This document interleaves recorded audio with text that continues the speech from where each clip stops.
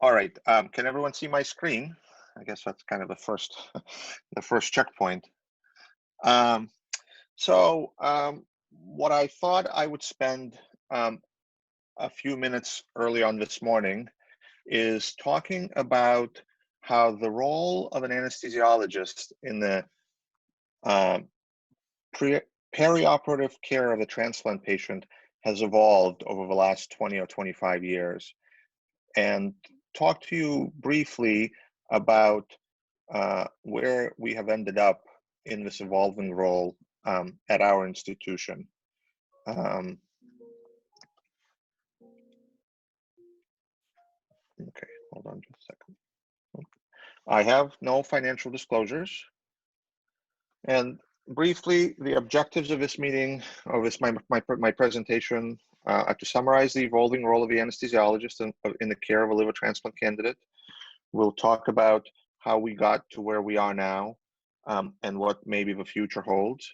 Um, we will talk about the evolution of practice in the United States in general, and discuss some of the scientific studies that have been done to sort of survey our past and current practice.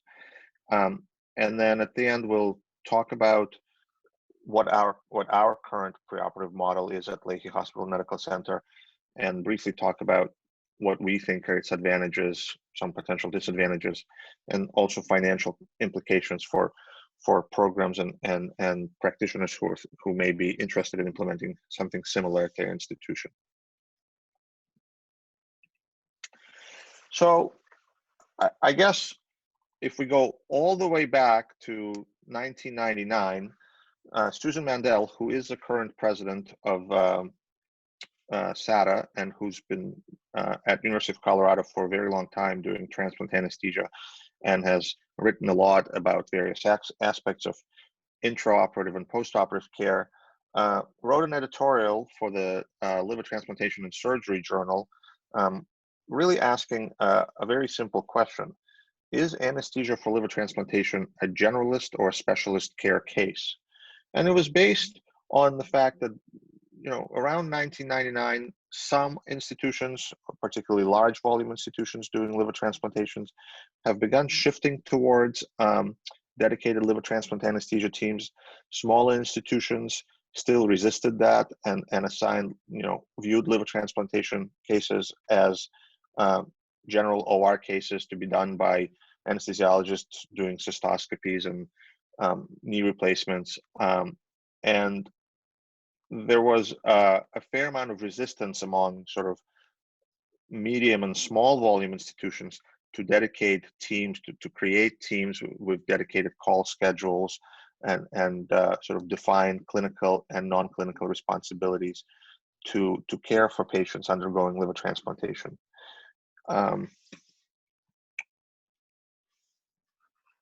The question wasn't really answered publicly until in 2008 at the ASA, a group led by Ann Walia from Vanderbilt and others, including Roman Schumann, who's still, I think, at New England Medical Center at Tufts here, published the findings of their first LTRAC survey, LTRAC standing for Liver Transplant Anesthesia Consortium, where they surveyed 85 US centers doing liver transplants to figure out their practice patterns. They were able to capture data from 42 out of 59 academic centers and 3 out of the 26 private practice groups involved in the care of liver transplant recipients that they've identified.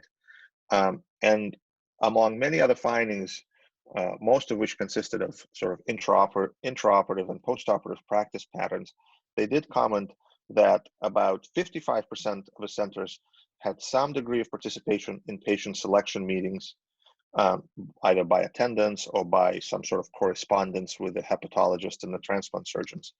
And 85% of the centers reported some participation in the preoperative assessment of the transplant candidate. Although at that time, preoperative assessment was defined mostly as evaluation of patients right before surgery, so either the day of or the night before scheduled living donor transplant.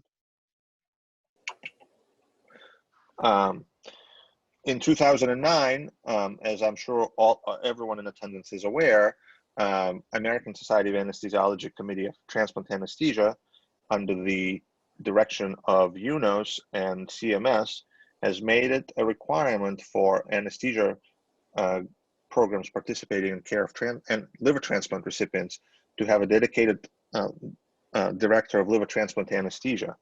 Part of the mandate was defining the role, the requirements for being named into that position, and also clinical responsibilities. As outlined by the ASA, the administrative responsibilities included participation in candidate evaluation and selection, participation in the morbidity and mortality conferences, and the development of written evidence-based protocols for intraoperative and, in many ways, perioperative care of these patients. Interestingly enough, as a part of this, the ASA did not go further to recommend any sort of non-clinical time allocation for this position. And while nearly all the U.S. transplant programs embraced the appointment of a person into this role, most programs, were left with no guidance on what that actually means in terms of time commitment from and freedom from other clinical duties. Several years after the initial LTRAC survey, the LTRAC group came up with their subsequent follow-up survey, especially on the heels of the mandate to appoint the director of transplant anesthesia. They tried to capture the same group of centers. They ended up getting responses from some more centers than the original survey. But the distribution was nearly similar, about the same number of academic centers and about the same number of private practice groups responded. And the results, interestingly enough, weren't that different from the original survey that occurred 5 years prior. There was slightly increased participation in patient selection meetings. If they went from 55 to 65% participation, but only 18% of the centers reported attendance at greater than 50% of the meetings. And only 25% of the programs actually provided protected time for the director of liver transplant anesthesia to attend these meetings. There was more involvement by most centers in the preoperative assessment, and large volume centers, defined as centers performing more than 100 transplants, led the way with nearly 100% participation. Medium volume transplant centers reported 79% participation, and interestingly enough, small volume centers were able to evaluate almost 86% of their patients. One of the follow-up questions asked about annual risk reassessment or annual reassessment of the patients who remained on the waiting list for more than a year, and only 16% of the centers were able to positively comment on the presence of that process. Just last year, the Quality and Standards Committee of the Society of Advancement of Transplant Anesthesia did another survey. A lot more centers were surveyed. I think the survey went out to 119 centers based in the US and Canada. They were able to get 66 people to respond. And interestingly enough, the data is not very different. There's still not consistent participation among all centers in candidate selection meetings. And while the director of liver transplant anesthesia seems to be primarily responsible for the meeting attendance, some centers do report that they now have the ability to let other team members attend these meetings, but it's still not at the desired 100% participation across all centers. So hence there's a challenge, right? The question is, if there's belief that participation in selection really influences our ability to take better care of these patients, how do we, as members of a multidisciplinary team, increase our participation in patient selection? And when we do participate in these meetings, how do we advocate from a position of knowledge? I can tell you from our personal experience here at Leahy that prior to 2016, the way we participated, we went to transplant selection committee meetings of a majority of the time, but in the majority of the time, that was also the first time we've actually seen any clinical data on the candidates being presented. And we were asked to comment on their candidacy right there on the spot, which obviously is not ideal. And what ended up happening is we would ask for additional time to evaluate patients, whether evaluate them by doing a sort of a careful review of their electronic medical record or evaluate them in person if we felt that was necessary. And that typically delayed their time to get on the waiting list. So other challenges: how do we advocate from the position of knowledge? How do we make clinical judgments about candidates, without the pressure of time at the selection meeting?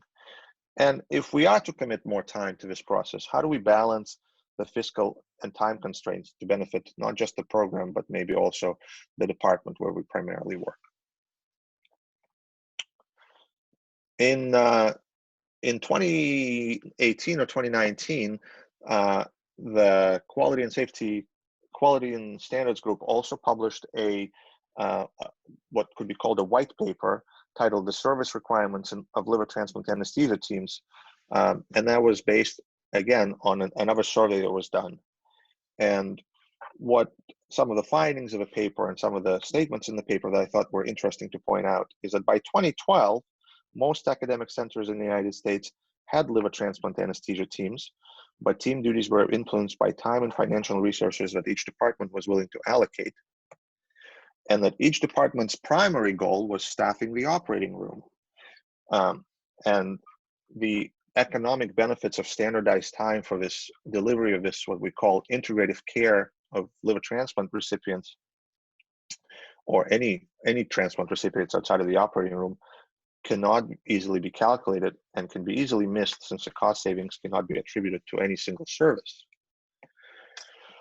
We've also known for a long time that anesthesiologists have a measurable effect on transplant outcome and on the use of costly resources. I think everyone is aware of multiple studies showing that anesthesiologists during the intraoperative course of transplant operation have measurable effect on use of important resources such as dialysis and blood products, and also on patient disposition, whether the patient goes to the ICU or just a simple recovery room through a series of fast track protocols.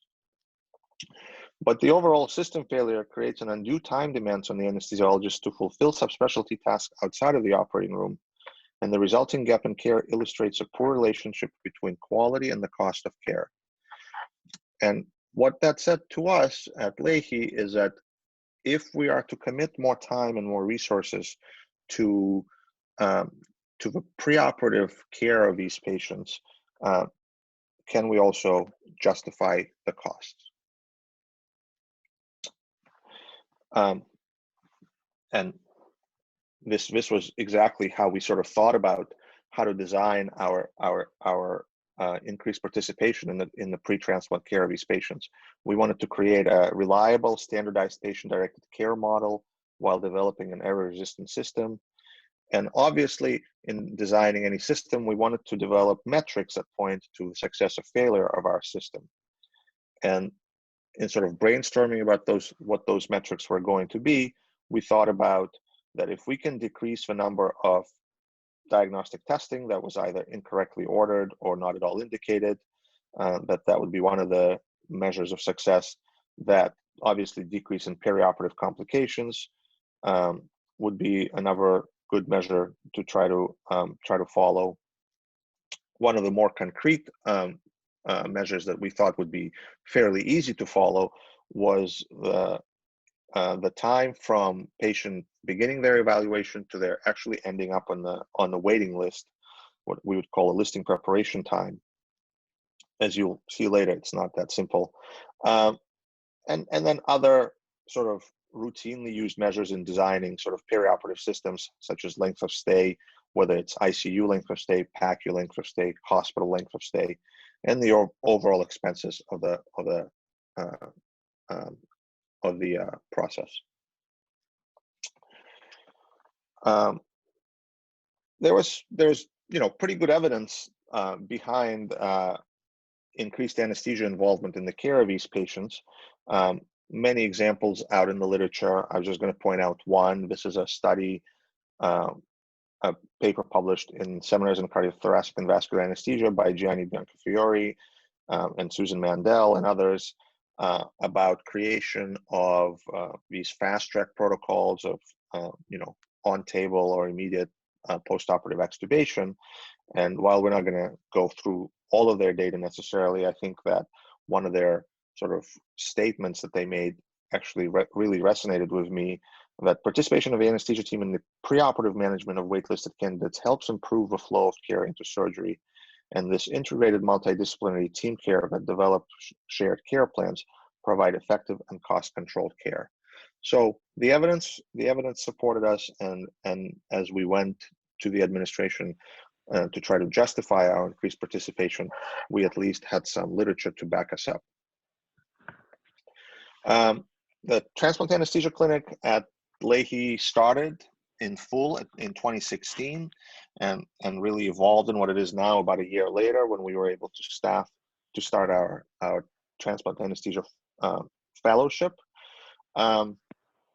Since July of 2017, the way the clinic functions is it is staffed by the transplant anesthesia fellow, and it's supervised by one of the transplant anesthesia faculty members. We see all patients being considered for deceased donor or living donor liver transplant, and now we see some of the selected kidney patients as well. And we do that 3 afternoons a week. On average, at Leahy, we evaluate 4 to 5 patients a week, new patients a week for liver transplants.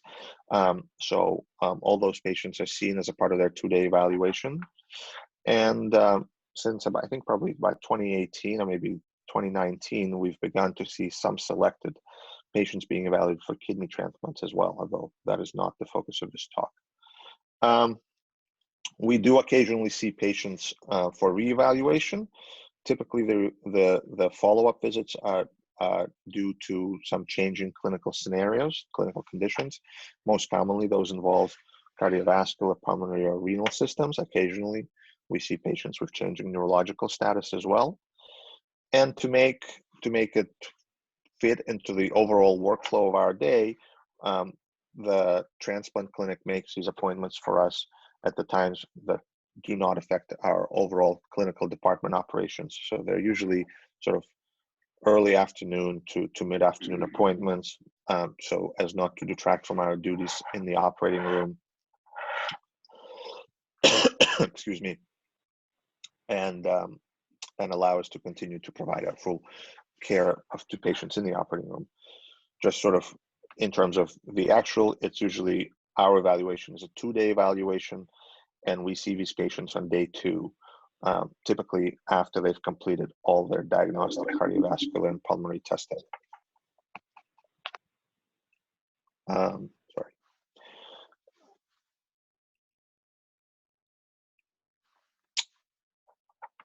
What we think we provide by seeing these patients in the clinic is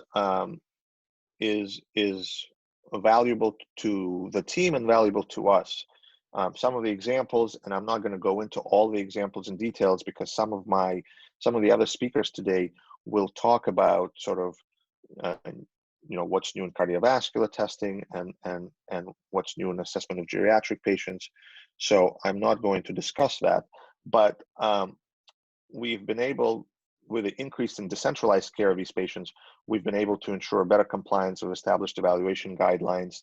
We've increased the use of predictive indices, survival models, and scores to help assess patients' suitability for listing. We've shifted the focus from sort of 1-year survival, from perioperative survival to 1-year survival, but we do look closely at at patients and their likelihood of having significant perioperative morbidity and mortality. And we've been able to working alongside others, to ensure better utilization of expensive hospital resources, such as use of continuous renal replacement therapy, bypass capabilities, and also ICU resources. And as I've said before, one of the things that we were hoping to measure was a decrease in the time it takes for patients from being evaluated to being listed. It turns out it's a very, very hard variable to measure, but anecdotally, we think we have achieved that. And we're working with our EMR to try to figure out how to best track that data point. I wanted to talk about reimbursement very briefly, and as I began making the slide, I realized that this is a very, very busy slide, and I was going to break it up into a few more slides, but then I thought, actually this is very fitting. Transplant reimbursement is very, very complex, and I by no means claim to be an expert in it. So I figured I'd leave it the same, because I don't think that the 1 or 2 minutes that I was going to dedicate to this is going to sort of make a dent in anyone's understanding of transplant reimbursement.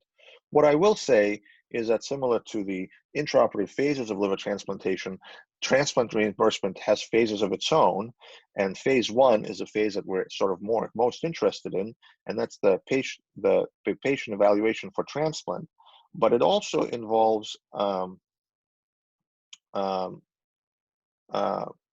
organ acquisition costs. So that's where sort of costs become a little convoluted. But one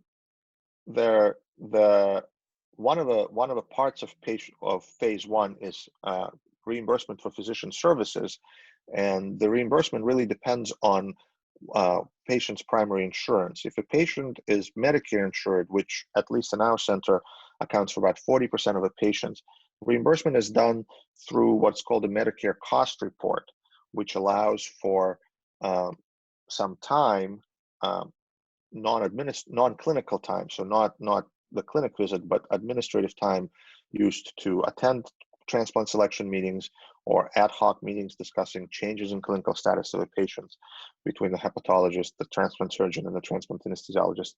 All that time is recorded on these monthly time study sheets and submitted to Medicare, and then Medicare reimburses the center at the reasonable compensation equivalent costs, which I believe in the previous years varied somewhere between $180 to $200 per hour. I'm going to leave that slide because it is really difficult, but I do strongly recommend getting together with your transplant directors, finance directors, and figuring out what the way that you can get compensated for it. What I will say that in our transplant anesthesia clinic, the billing that we do for the clinical work is done by CPT codes, which are time and decision-making based levels of service. And our typical charge, while variable for each different insurance and HMO, our average professional charge averages about $1,500, and our average professional payment or the collections are about 30% of that. It's on par with any of the other service that can be provided. There is, of course, also unquantifiable value, and that is the enhanced knowledge of the patients presented to the selection meeting. And I think that has been the biggest benefit to our practice, is now that I or somebody else from my team goes to the selection meeting, we actually know the patients. And if you've never met the patient, you can actually pull up one of our anesthesia notes and find all the information that you need to make a very, very well educated assessment on on the patient's suitability. There's also not to be discounted is what I quite frankly call the eyeball test. You walk into an examination room and you look at the transplant patient, and before seeing any of the physiologic variables, you start to get an idea of whether this patient is ready for listing now, or whether they need a fair amount of work with physical therapy and nutrition to basically optimize their status. As I keep talking about, there is also, we believe, an improvement in the delivery of this integrative care which results in decreased delays from evaluation to listing. And another hard to quantify thing is provider satisfaction. So in summary, I think that Director of Liver Transplant Anesthesia and other team members' participation in perioperative care is integral to the overall team success. I think there's multiple studies pointing to the fact that the more involved the anesthesia teams are, not just in the intraoperative phase of care, but in the preoperative and also in the postoperative phase of care, which we didn't touch on at all, that the better the patients do.